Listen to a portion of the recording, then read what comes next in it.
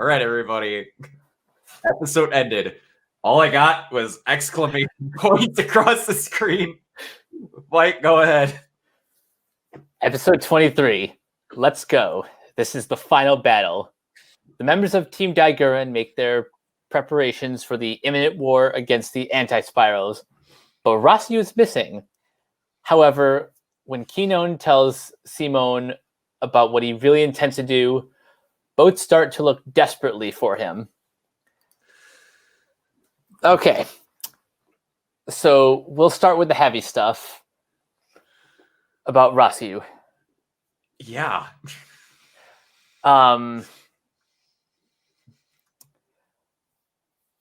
Yeah. So a lot darker.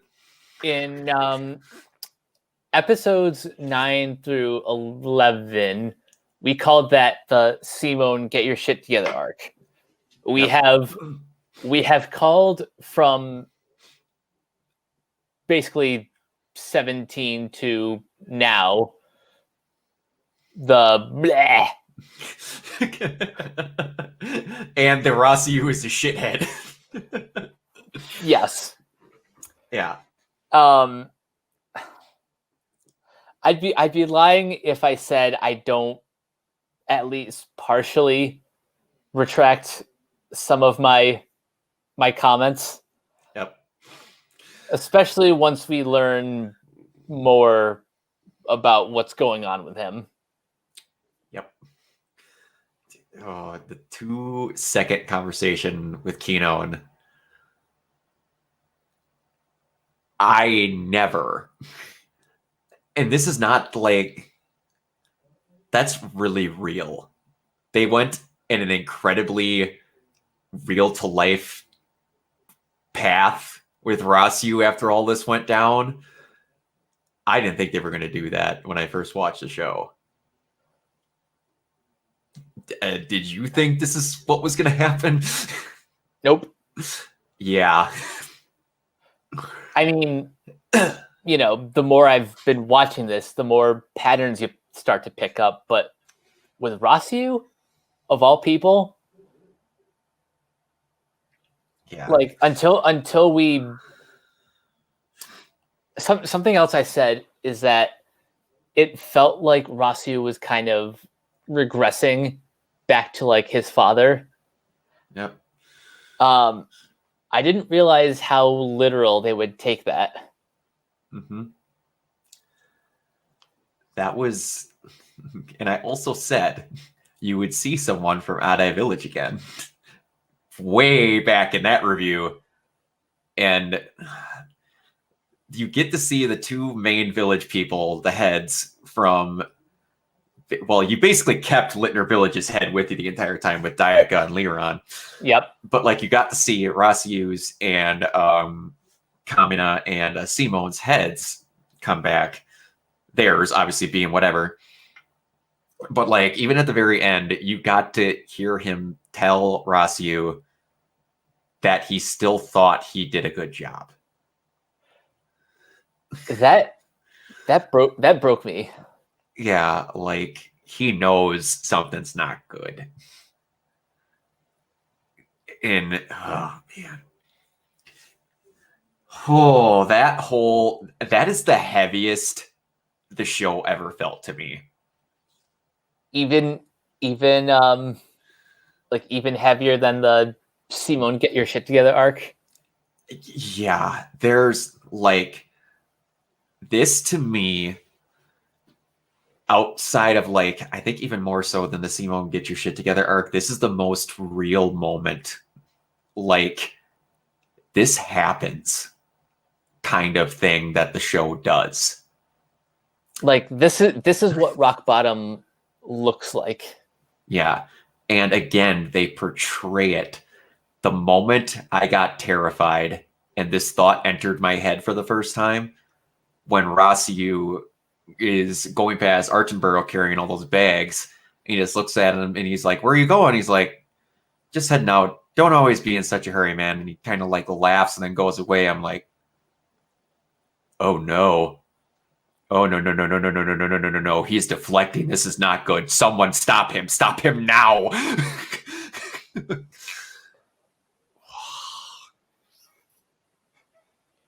Oh, that was just like, that was the instant in my head. I'm like, was he carrying anything? Because I'm like, he's got something stowed somewhere. He's going to do something very, very stupid. And trigger warning for anyone that does things like this. This is about to get really real. Really real, really fast.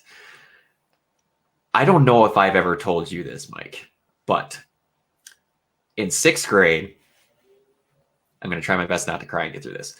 I was almost institutionalized. My mom had to beg for me not to be, and then I saw counselors for years. I was going to commit suicide. Stuff happened with my parents. A divorce was very, very ugly, and my dad did something that, to this day, to me is unforgivable. And it happened in front of me when I was in 6th grade. Ooh. Yeah, and it was not good. I had to go through court for it.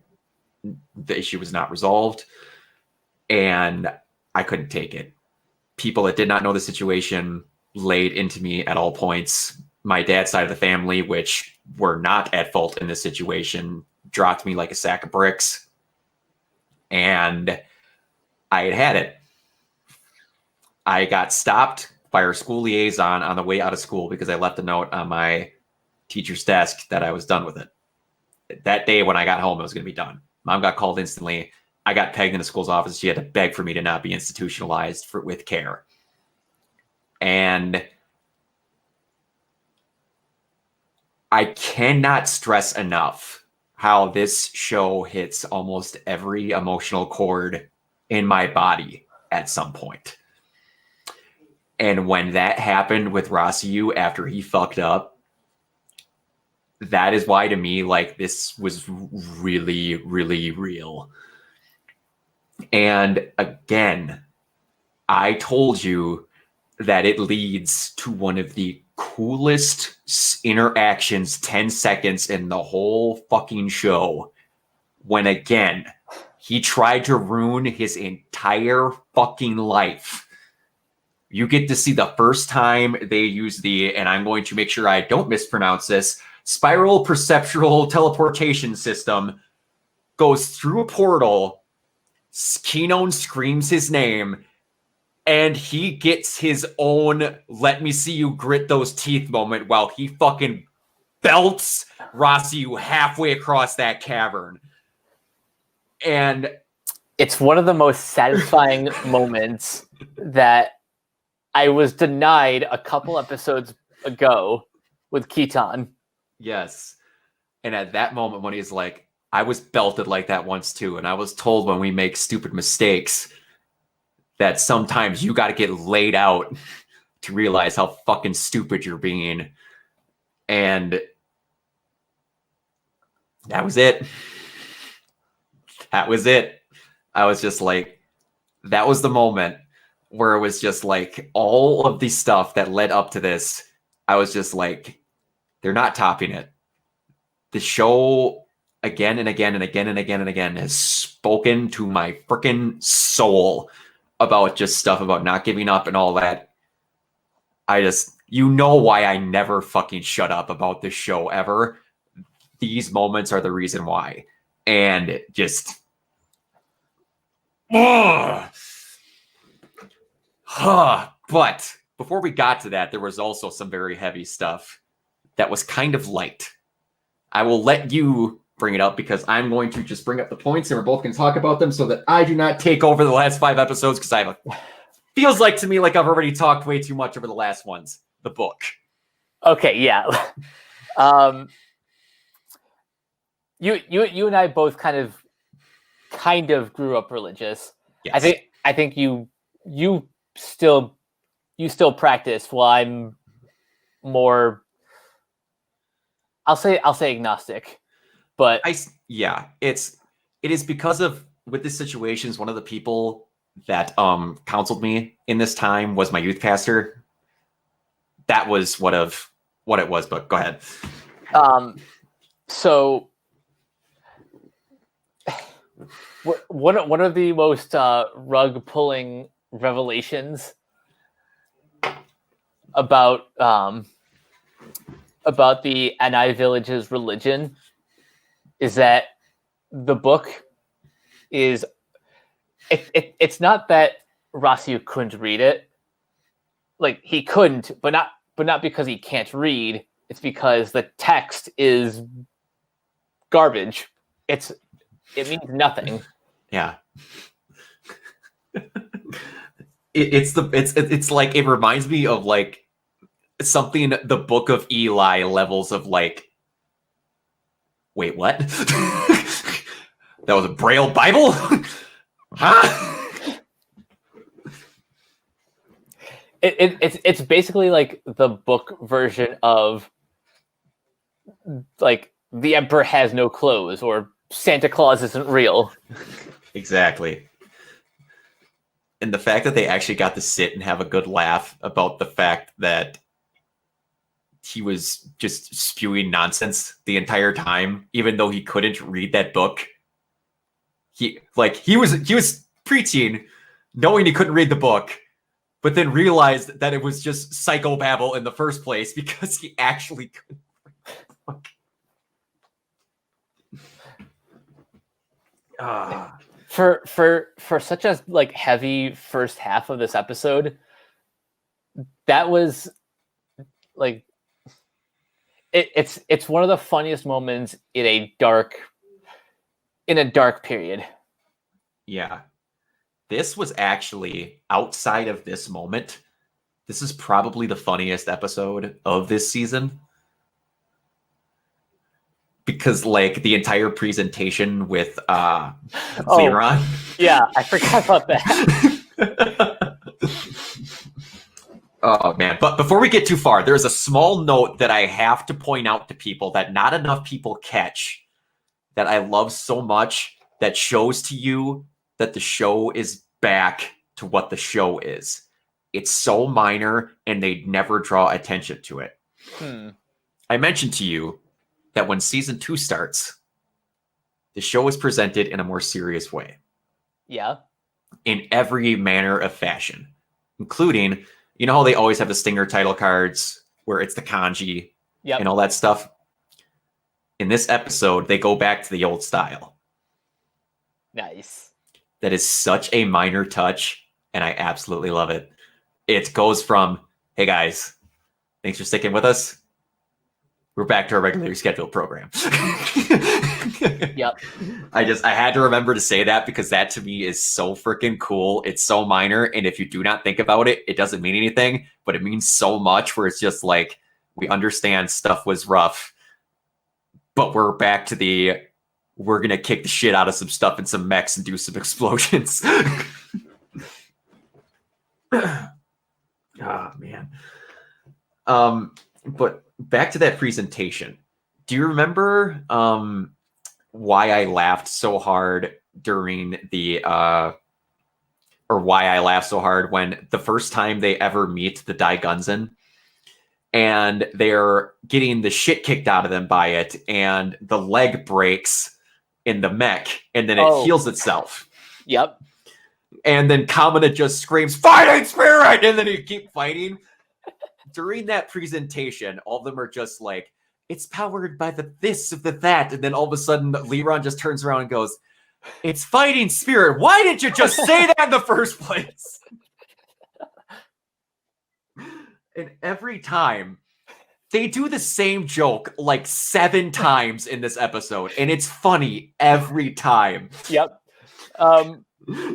The next part of the presentation is the interstellar moment when Liron is using jargon to explain how like you can find people through the teleportation. Yep. And he's like, "Oh, for God's sakes, love is the answer." Yeah.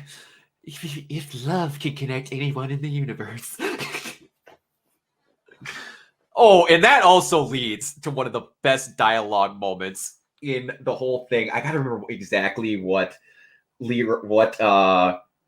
what Keaton said. Where Yoko's like, what he's saying is you could do anything with the power of love. And Keaton's like, yeah, love and spirit. That doesn't sound as good when it comes from you. Kiss my ass. Keaton's the best. It's so good that it gets to the point where we're finally back to where we're like, you get to see the adult version of season 1 Team Gurren. Yep.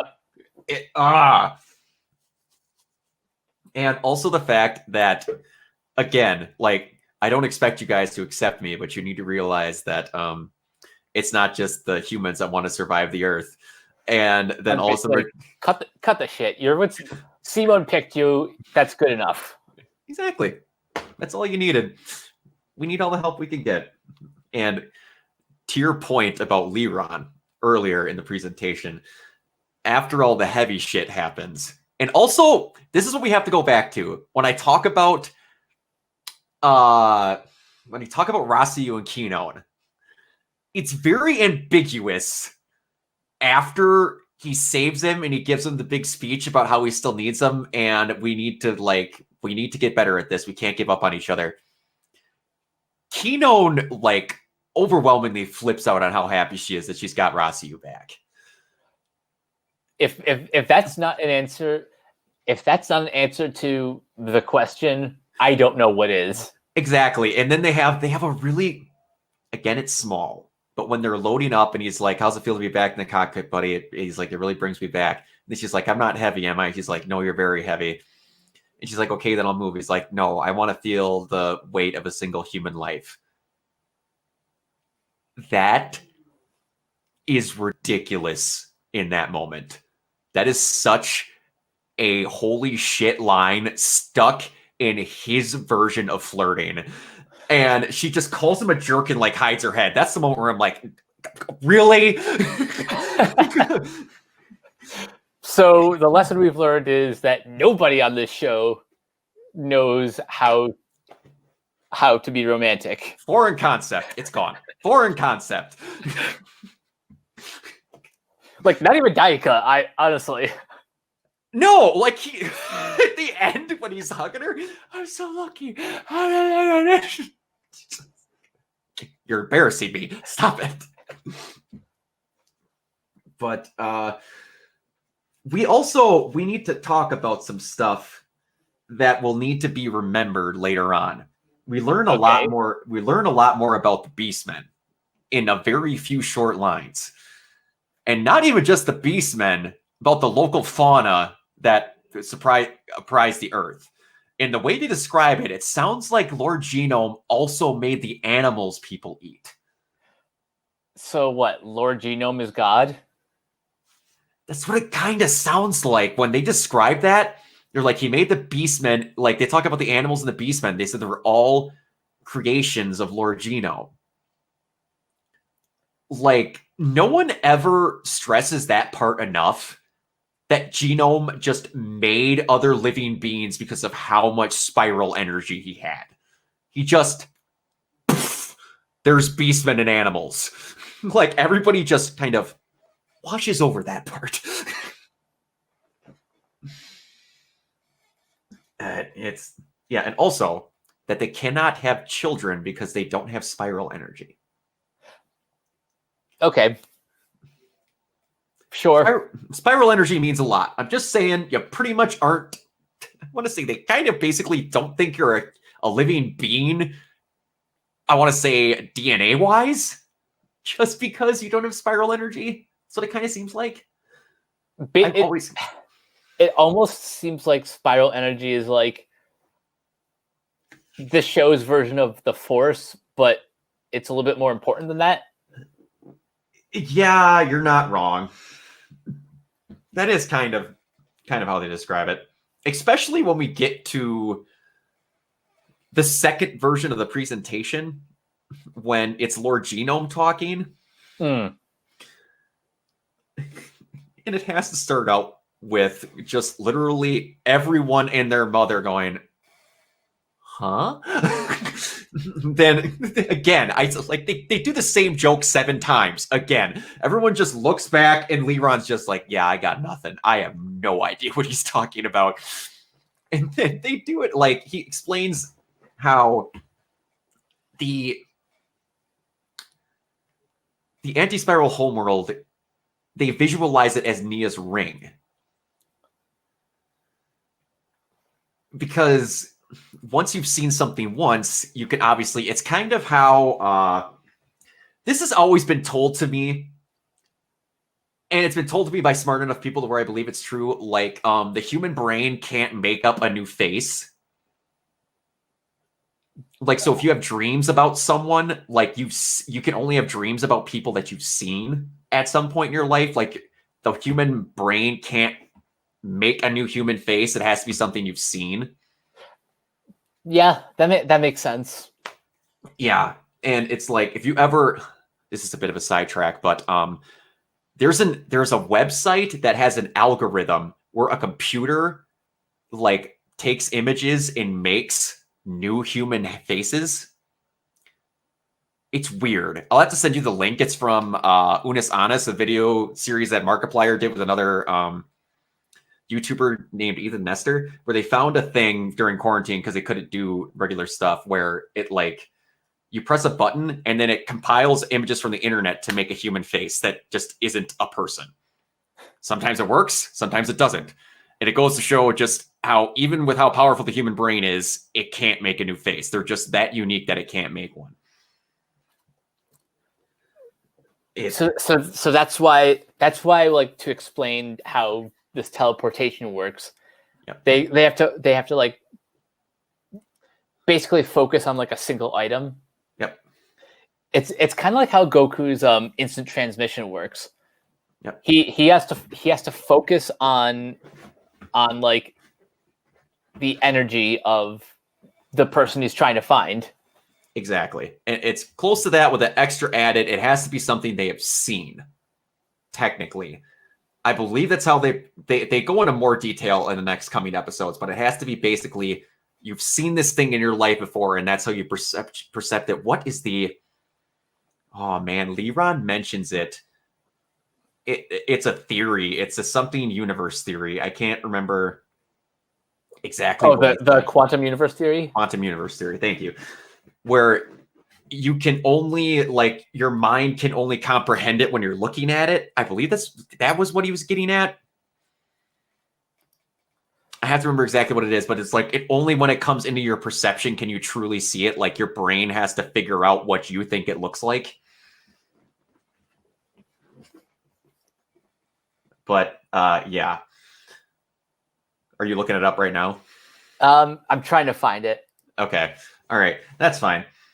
But yeah, and then the last half of this, outside of the explanation of how the warp happened to save Rossiu, they talk about that's how they're going to attempt to find the spiral homeworld, because they're hidden.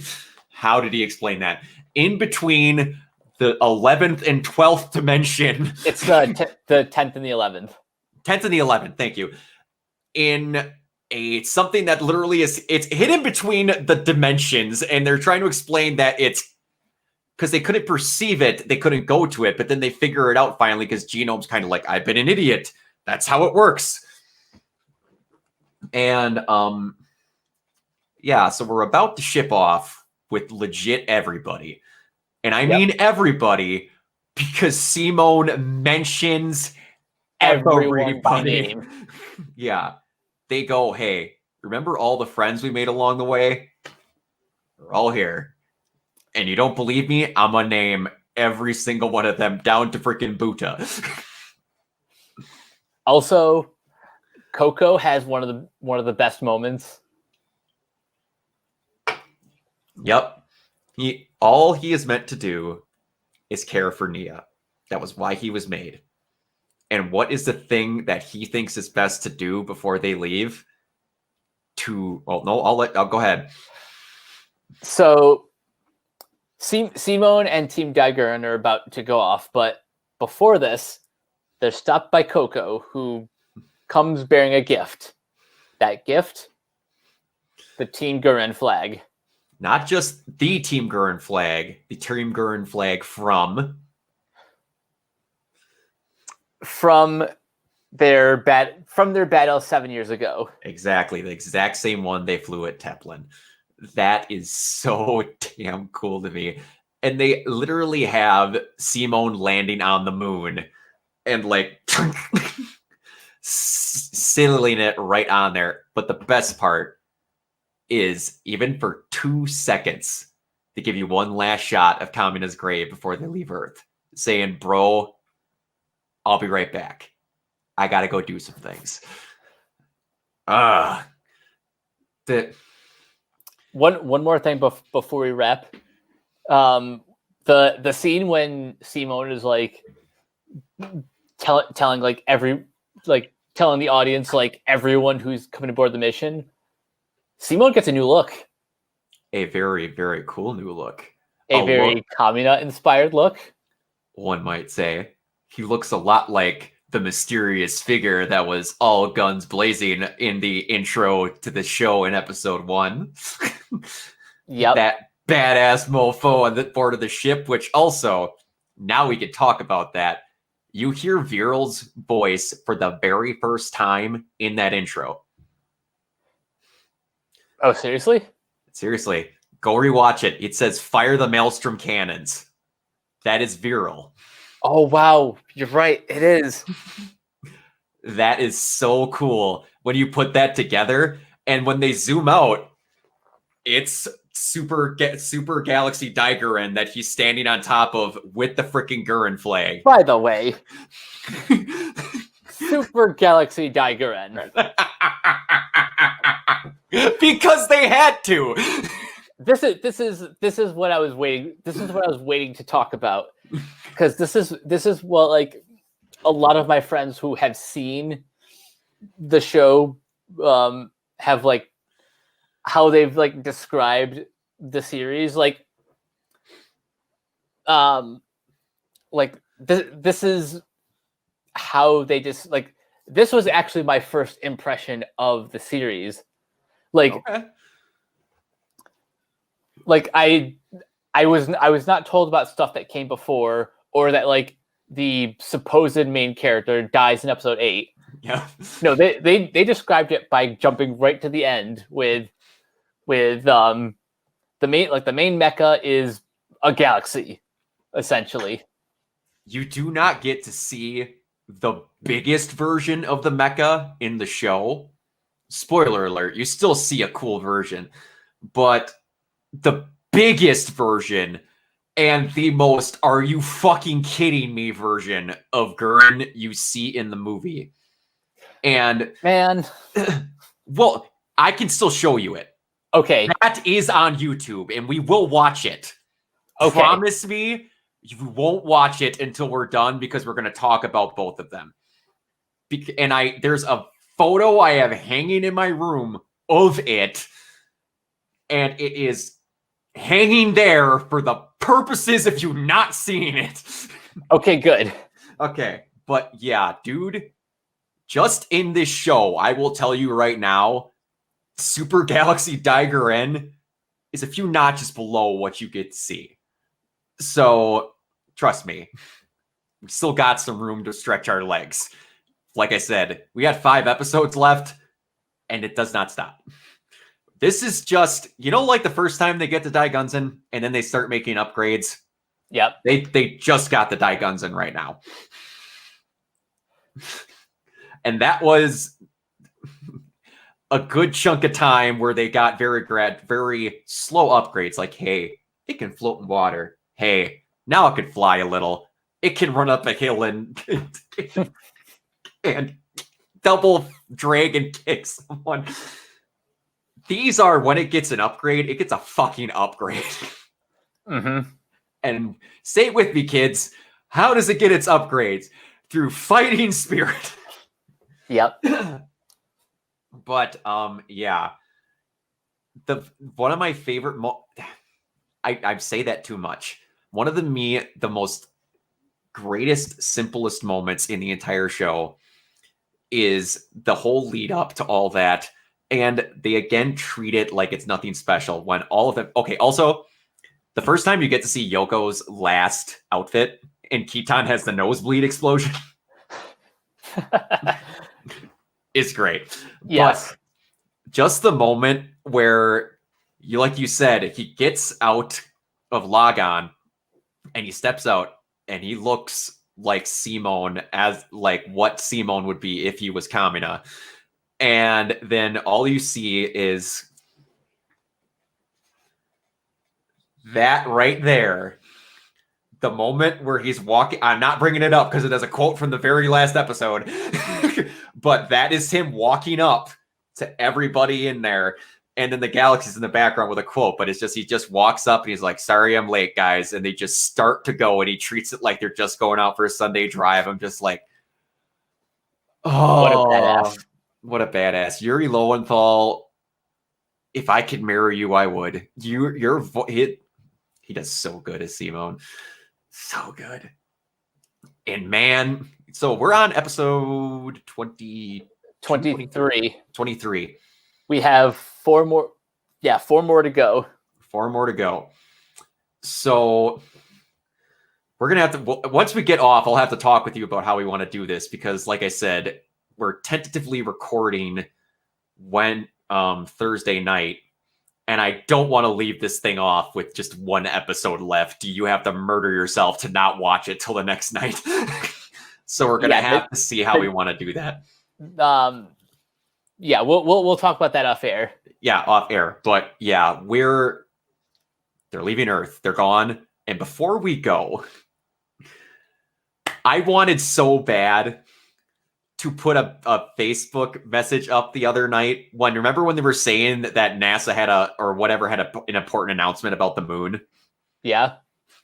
I wanted to so bad, but I was so terrified of you seeing it going, what in the name of Gurren Lagann is going on in here? And I was going to post a picture of the face with the eyes and stuff. And then just have a picture next to it with Nia talking about the human annihilation system. And I'm like, I can't post that because Mike's going to see it. But the last thing about the moon before we go. Before they leave, just to show how ridiculous the show is.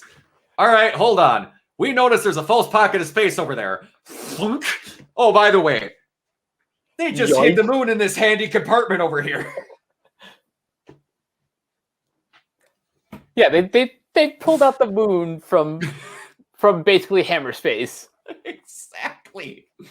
Like, and then again, like it's no big deal. Liran goes, all right, guys, now we can leave without anything impacting because we happen to realign the moon where it should be. You don't just do that, Liran. Good Lord. I cannot imagine when Steve Bloom signed up for this every day when he went into recording, he just got handed Liran's lines and goes, I'm having so much fun with this. I love my job. And a weird thing, I believe this is the only time that Liran does it. He referred to himself as a man in this episode.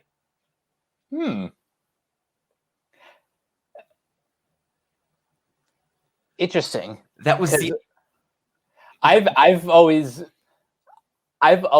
like thought of Liran as just a they.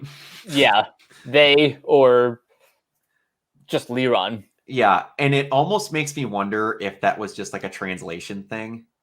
Could be. That's what I'm thinking it was. But yeah, that wasn't even in this episode. That was in the episode previous. I'm very sorry. That was in the previous episode. It was when he was spinning the top in the intro of the episode before when they're getting attacked by the Mugans. Which he was just sitting in a room playing with a dreidel when the Mugans were attacking in that episode. We never mentioned that. But yeah, okay. I have a feeling I know what the answer is. But would you have changed anything about this episode? Nope. I figured that was going to be emphatic and it was going to be pretty straight to the point. I have to, just for the sake of me, stop it.